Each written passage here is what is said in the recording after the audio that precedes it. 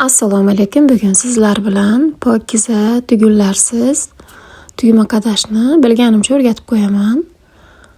Bu bilmaganlar uchun, bilganlar uchun emas. Ignamizga ipni o'tkazamiz. Ipni oxirini tugmaymiz va kiyimga tikishni boshlaymiz. 3 marta aylantirib tikib, ipni kiyimga qatirib olamiz.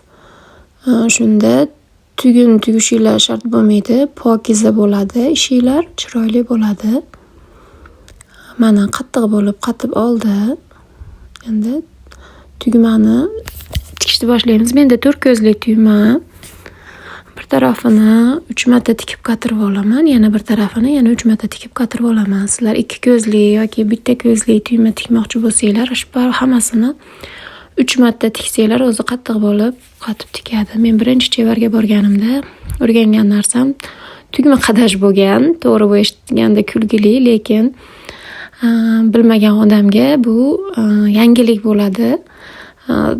Tugunlar bilan xunuk qilib tikardim tugmani. Menga foydali bo'lgan. Sizlarga ham ilindim.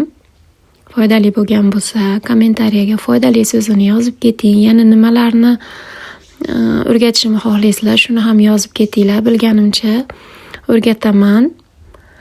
Mana tugmamizni ham har ikkala tarafini yaxshilab 3 martadan tikib qotirib oldik.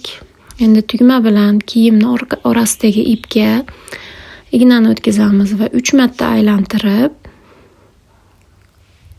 qatirib olamiz. Mana yaxshilab tortib va qirqib ishimizni yakunlaymiz. Foydali bo'lgan bo'lsa, like bosib menga obuna bo'ling. Sizlarni yaxshi ko'raman. E'tiboringlar uchun rahmat.